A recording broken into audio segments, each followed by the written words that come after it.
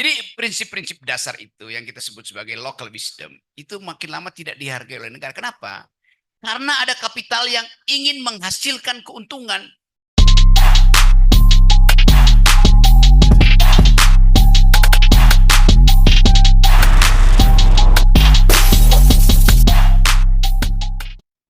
Silakan Bapak ini.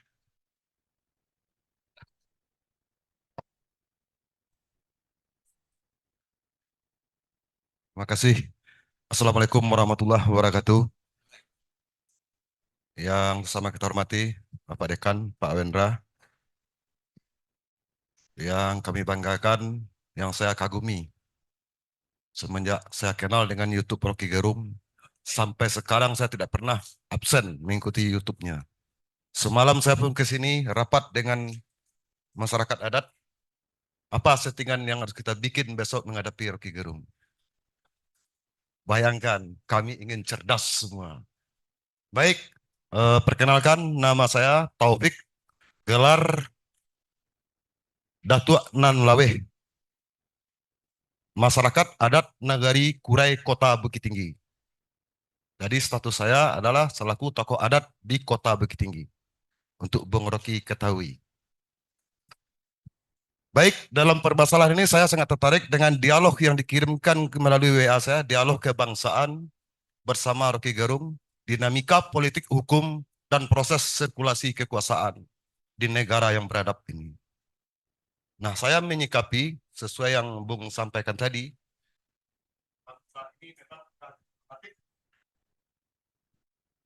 bangsa ini memang udah diutak-atik penguasa. Tertarik saya mendengar ceramah Irma Caniago, masih sama Bung Rocky. Itu semuanya kan di Senayan penyebabnya. Dia yang menciptakan, dia yang menuai, dia yang merasakan pada hari ini. Sesuai dengan momen yang disampaikan oleh Pak Wendra tadi, Bung Rocky itu sudah memperkuat tadi, Indonesia Mini itu ada di Sumatera Barat, khususnya di Bukit Tinggi, penciptaan intelektual muda untuk masa-masa yang akan datang. Saya mengingatkan, sering saya menegur ponakan saya, bahagian yang saya garap. Kemarin saya sering demo di Kota Bukit Tinggi, viral di YouTube dan TikTok. Mendemo wali kota Bukit Tinggi, saya bilang wali kota biadab pertama kali di Kota Bukit Tinggi, baru ini orangnya. Kenapa mahasiswa diam? Berarti kepekaan mahasiswa, intelektual mahasiswa tidak ada di Kota Bukit Tinggi. Saya yang punya adat, punya daerah di sini udah bilang wali kotanya goblok, kenapa mahasiswa diam di Kota Bukit Tinggi? Maka pada hari ini saya sampaikan kepada anda semua. Kami udah berkoordinasi dengan mahasiswa Muhammadiyah, mahasiswa yang lainnya. Udah kami undang ke tempat kami. Dukung kami untuk bergerak melakukan perlawanan hukum di Kota Bukit Tinggi. Sesuai dengan yang disampaikan Pak Wendra tadi, Muhammadiyah lahir dari Buya Hamka menciptakan supaya Muhammadiyah orang Minang, Sumatera Barat, Bukit Tinggi lahir intelektualnya Hamka, Sahril lainnya. Pada hari ini saya tuntut, saya tantang juga Pak Wendra sesuai yang disampaikan oleh Bu Risma tadi. Sering-sering mengadakan debat seperti ini di forum terbuka. Muhammadiyah harus leadernya di Sumatera Barat, kapan perlu Indonesia. Sesuai yang disampaikan Bung Rocky tadi. Dia udah menyampaikan kuliah di depan mahasiswa Muhammadiyah se-Indonesia udah lebih separuh. Saya udah dengar sering itu di YouTube beliau. Termasuk dengan kasus kemarin yang masalah MK. Saya ikuti terus setiap malam. Bagus, cuman kenapa kampus tidak bergerak juga? People power udah didengungkan untuk menghancurkan kekuasaan di republik ini. Republik ini didirikan sesuai disampaikan Bung Rocky, 7 dari putra ranah Minang. Bernegosiasi sehingga atas nama bangsa Indonesia lahirlah suatu kesepakatan. Soekarno-Hatta. Atas nama bangsa Indonesia, waktu itu bangsa Indonesia belum ada. Saya yakin dan percaya. Soalnya kenapa? Pemilu pertama baru 1955. Waktu itu yang ada Yong Java, Yong Sumatera, dan Sumpah Pemuda 1908. Dengan semangat itulah tertangkap oleh 10 intelektual Republik ini, 7 konon kabarnya dari Sumatera Barat. Ini yang harus kita ciptakan dari kampus-kampus di Sumatera Barat. Saya yakin pada waktu itu belum ada Republik. Cuman atas desakan Yong Java, Yong Sumatera, Yong lainnya, dan pernah diikrarkan oleh Sumpah Pemuda 1908. Belum ada republik. Pemuda itu udah ingin merdeka, udah ingin memberontak untuk menyelamatkan bangsa dan daerah bumi pertiwi yang dia cintai. Satu bangsa, satu bahasa, satu kata katanya. Tapi berapa jauh dari 1908 sampai 1945 baru bisa kita mensiarkan ke dunia bahwa Indonesia itu ada. Itu sekarang harusnya tanggung jawab di adik-adik mahasiswa. Bapak Dekan, sekali lagi, saya sesuai masalah politik apapun, bincanglah di sini, di kampus, dinamika politik pada proses sirkulasi kekuasaan. Kekuasaan udah meruntuhkan semua hukum. Muhammadiyah harus mencarikan solusinya. Itu titip saya sama Pak Hendra. Baru pertama kali saya hadir dalam diskusi di kampus, Pak Hendra. Tapi kalau masalah demo di Monas, saya udah sering demo di Monas. Saya ketua Serikat Pekerja BUMN. Undang-Undang Cipta Karya, saya juga asal merah, Monas Putih, saya ada di mobil besar itu. Nah ini perlu juga ini semangatnya Bung Rocky tadi itu memang saya serap semua. Kemarin waktu mau demo wali kota, saya juga pelajari dulu apa bahasa Rocky Gerung. Apa katanya, presidennya dungu dibilangnya. Kenapa saya bilang wali kota saya goblok, nggak bisa. Kenapa ragu orang Bukit Tinggi mengatakan wali kota dia goblok. Jadi dalam konteks itu, Bung Rocky terima kasih. Saya tetap apresiasi. Saya doakan sehat selalu. Sering-seringlah berkunjung ke Sumatera Barat, bakar semangat mereka ini semua. Dari kampus ke kampus. Untuk politisi, saya ingatkan. Sesuai yang disampaikan oleh Bu Risma tadi. Di sini ada PKS, ada PAN. Ya ini kesalahan mereka-mereka ini di parlemen. Jangan dibilang juga bansos. Saya tidak terima. Regulasinya kan ada di tangan Anda. Kemarin waktu saya demo kasus Auning di Serikat Jalan Minangkabau, saya yang mengandalkan. Udah tokok Palu, DPR udah tokok Palu, anggaran udah bekerja, orang saya bubarkan. Mana perdanya? Mana aturan yang dibikin, disepakati dengan DPR? Kok bisa saya batalkan? Saya yang batalkan. Catat itu mahasiswa. Kasus Auning itu, saya yang batalkan. Saya kerahkan tokoh adat di Bukit Tinggi dengan ponakan saya. Saya longmar di bawah jam gadang Bukit Tinggi. Di sini saya cetuskan kapan perlu kita bumi hanguskan Bukit Tinggi. Kalau wali kotanya selaku pejabat nomor 1 Bukit Tinggi tidak menghargai kami tokoh adat di kota Bukit Tinggi. Cukup sekian aja perkenalan saya dengan Bung Rocky. Saya sangat-sangat apresiasi. Salam akal sehat. Jangan omon-omon. Terima kasih. Assalamualaikum warahmatullahi wabarakatuh. Waalaikumsalam warahmatullahi wabarakatuh. Pergi. Langsung aja. Oke, langsung aja tadi ke penanya berikutnya. Oke, singkat padat langsung pada intinya ya. Sudah ada. Assalamualaikum warahmatullahi wabarakatuh. Waalaikumsalam warahmatullahi Saya wabarakatuh. ingin menambahkan kenyataan yang terjadi di Kota Bukit Tinggi sekarang ini. Memang betul apa yang dikatakan oleh Inyak Datuk Yang Laweh tadi. Bukit Tinggi ini tidak lebih tidak kurang sama persis dengan kondisi pusat. Membagi-bagikan bansos untuk mendapatkan dan meraih suara. Kepala daerah seenaknya memutasi orang-orang yang tidak sepaham dengan beliau. Satu lagi, memang kasus-kasus yang berlanjut tidak ada selesainya. Tidak ada tanggapannya. Semua laporan dan semua kami ini dipersekusi. Laporan ke Polda, padahal sudah dari Bareskrim sudah keluar LP-nya di Polda tidak ada. Berapa kali kami demo ke DPRD, maaf ya Ibu Isma, Ibu tidak ada. Ibu kami temui tidak ada. Berapa kali saya membawa adik-adik mahasiswa demo, Ibu kebetulan tidak ada di tempat. Ya. Kasus incest, satu. Kasus yang lain, masalah PSM dan lain-lain sebagainya. Sudah tidak terjadi keseimbangan sosial. Masyarakat adat dipersekusi, dikerdilkan. Itu yang miris bagi saya sebagai anak nagari. Kami diabaikan, tidak pernah didengar. Nenek mama kami seolah-olah tidak ada harga dirinya lagi. Itu saja dari saya. Terima kasih. Ya, terima kasih Ibu. Berikutnya langsung ke sebelahnya Bapak. Saya ingin mungkin berbeda, yang diperjelas yang 3 dulu Pak. Lanjut mungkin akan dialog sedikit. Saya akan dialog polanya gitu. Ada yang mau ditanya? Dijawab yang 3 dulu Pak. Oh, Silakan Pak. Yang saya mau tanya, saya kebayang dengan paman saya dulu. Seorang tamat SPG, jadi kok bukan mangga dulu. Seorang tamatan SPG ketika terjadi kasus di daerah saya, dia maju berbicara hukum, hanya seorang tamat SPG maju masuk peradilan negeri, peradilan tinggi, peradilan MA yang waktu itu saya masih SMP itu. Hasilnya keputusnya saya lihat posisinya abu-abu. Iya apa tidak? Itu seharusnya orang hukum berbicara. Tapi saya gitu.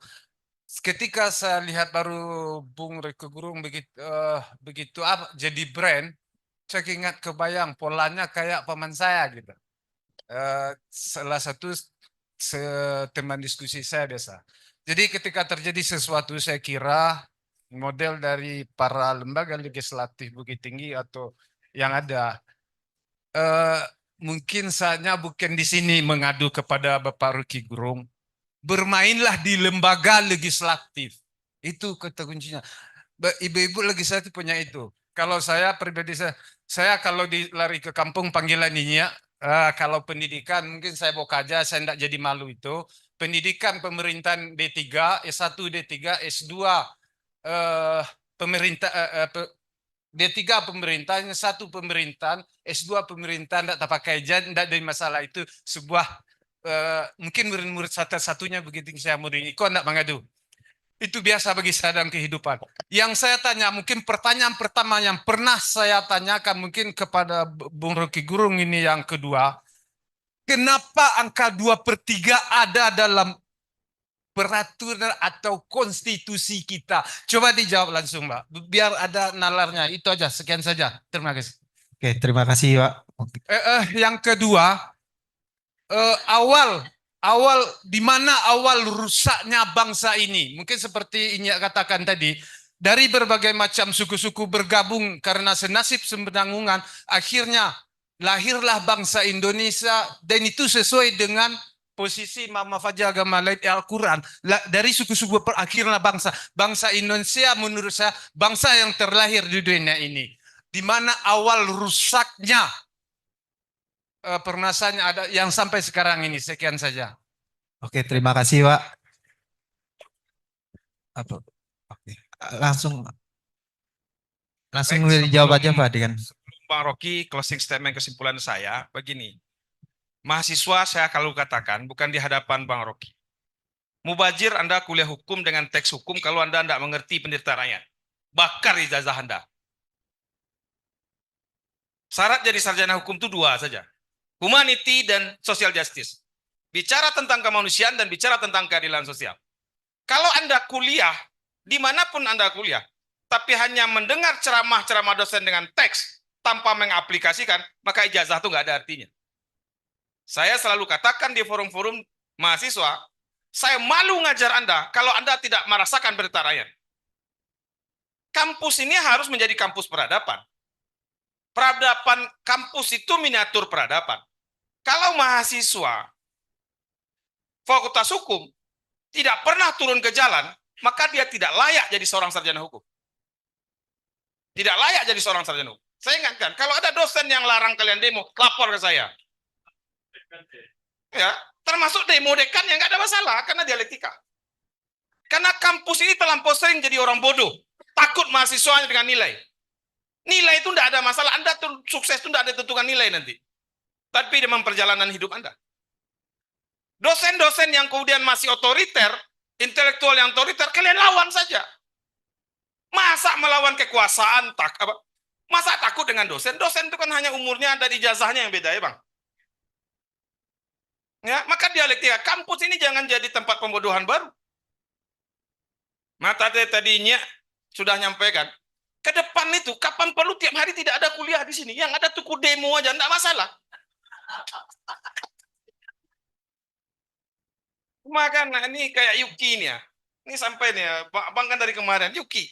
dapat sepeda dari Jokowi. Kan bodoh betul itu. Nama-nama ikan lagi. Saya katakan, baru cerdas Yuki itu kalau dia bakar sepeda itu. Tidak mau dia. Kan simbol kebodohan itu. Itu yang dikatakan si Bom tadi, Syekh Bom ini, permisif tadi, kita memeliharakan berhala-berhala baru. Saya katakan, 32 tahun Pak Harto jadi presiden, jangan salahkan Pak Harto. Karena kaum intelektual dan kampus diam. Jadi jangan salahkan Jokowi juga, karena kita juga orang kampus diam. Tugas kampus itu adalah mengkritik kekuasaan. Kalau ada orang kampus di dalam kekuasaan dan menjadi penjilat kekuasaan, maka dia tidak layak menjadi seorang intelektual. Apalagi sarjana hukum. Saya jadi dekan masih 18 bulan lagi, Bang. Ya, sebelum diturunkan. Ya, jadi ya kampus ini saya katakan, Dirtifot juga kita putar di Sumatera Barat di sini, Bang. Di ruang ini banyak intel waktu itu ribut, Bang. Ayo kita lawan aja. Kalau kalian mahasiswa yang angkatan ini tidak mau bergerak, maka kami singa-singa tua akan turun ke gelanggang. Dan itu sudah kita buktikan. Ada Charles, ada si Ferry, itu angkatan kami. Kalau mahasiswa-mahasiswanya lembem, kami akan turun lagi. Karena ini tanggung jawab kami, aktivis 98. Ya, jadi mahasiswa tadi ini sudah. Kalau kalian masih diam, buang aja mereka secara adatnya. Ya, buang aja mereka. Ngapain orang-orang anda diam saja? Buang aja seberang adat. Tidak ada gunanya untuk Bukit Tinggi ini. Kami kan tinggal di tanah orang Bukit Tinggi. Dan ini adalah wakaf orang Bukit Tinggi. Maka orang kampus Muhammadiyah harus berwakaf juga untuk kepentingan Bukit Tinggi. Ya, termasuk orang Kureng. Ya, mungkin itu dari saya. Kita siap bersama berkolaborasi karena ini closing statement. Nanti saya akan buktikan kampus ini adalah kampus perjuangan. Ke depan akan ada dialog, nanti tanggal 31 kita akan ada dialog tentang demokrasi for sale oleh penulisnya langsung, Edward Haspinal dari Australia. Kita akan adakan, nanti Bang Alis Asar sedang dalam kontak juga. Nah, kamu membantu. Jadi oposisi kita akan hadirkan di Bukit Tinggi. Karena saya mau mengatakan Bukit Tinggi pernah menjadi kota pikiran dan ke depan harus tetap jadi kota pikiran. Kalau enggak, Fakultas Hukum Muhammadiyah pernah jaya, ke depan harus lebih jaya, dan orang Bukit Tinggi harus kritis dan lahir di Fakultas Hukum Muhammadiyah. Assalamualaikum warahmatullahi wabarakatuh. Waalaikumsalam warahmatullahi wabarakatuh. Silakan, Bung. Ya, terima kasih. Udah pemangku adat itu, dan kita akhirnya mengembalikan problem ini pada kesetiaan kita pada tanah leluhur. Itu dasarnya. Apakah Anda punya tanah? Tidak. Saya tidak memiliki tanah, masyarakat tidak memiliki tanah. Kita dimiliki oleh tanah, itu masalahnya. Bukan kita memiliki tanah, kita dimiliki oleh tanah. Karena itu, kalau negara bilang ini tanah negara, nggak ada urusannya itu. Negara datang ketika tanah ini udah menghidupkan mereka. Jadi prinsip-prinsip dasar itu yang kita sebut sebagai local wisdom, itu makin lama tidak dihargai oleh negara. Kenapa? Karena ada kapital yang ingin menghasilkan keuntungan dari legislasi-legislasi itu. Kan itu cuma itu dasarnya kan. Boleh nggak Indonesia mempraktekkan market ekonomi? Boleh. Supaya ada jaminan kita mengetahui supply demand itu supaya efisiensi kebanyakan. Tetapi yang terjadi sekarang, market ekonomi itu masuk sampai menjadi market society, itu yang nggak boleh. Tidak boleh kehidupan lokal, komunitas itu diasuh dengan prinsip-prinsip market ekonomi. Nggak bisa. Market ekonomi itu di tingkat kebijakan aja, bukan masuk ke dalam wilayah kultural. Itu poin pertama. Yang kedua tadi soal ya itu ya Ibu Uni, saya rasakan hal yang sama itu. Karena tidak mungkin ada perubahan itu tanpa ada potensi untuk mengorganisir kekuatan, itu dasarnya tuh. Dan juga masalah tadi, masalah apa tadi? Ya, itu bukan soal itu 2/3, bahkan bikin 9/8 pun udah kelebihan 1/8. Kalau ada dorongan perubahan itu tembus itu soal-soal itu. Karena konstitusi itu memberi dalil kalau kondisi demokrasi jalan 2/3. Nah, kalau demokrasi nggak jalan, ngapain ada dalil 2/3 kan? Untuk menghasilkan Saya kira bukan begitu. Kenapa angka 2/3 ada dalam percaturan bangsa ini? Ya.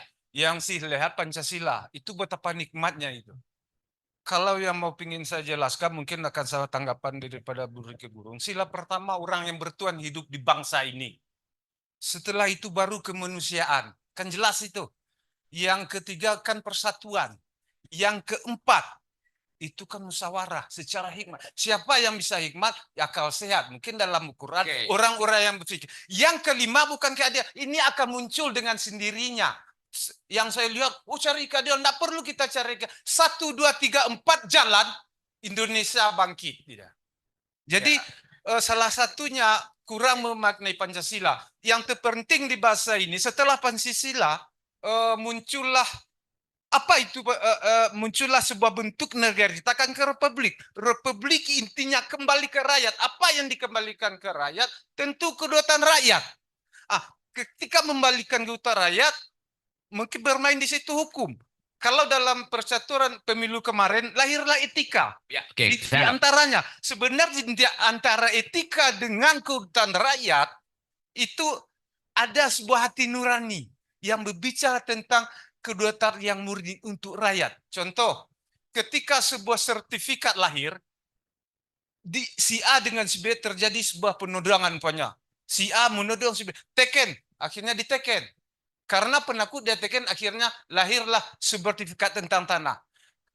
Dia akan berproses. Jadi seorang bapak ini punya anak kebetulan secara cepatnya istilah bahasa baga dan punya kekuatan berpikir di situ, maju kembali. Sertifikat yang keluar ini karena ada sebuah pengakuan batal demi hukum, dan inilah yang disimpan oleh bangsa ini, yang batal dengan proses itu sangat penting. Cuma mengantarkan dari hukum ke kedaulatan rakyat itu butuh energi susunan kata, dan ini yang kurang saya lihat. Bagaimana tanggapan Bu Rocky? Sekian saja.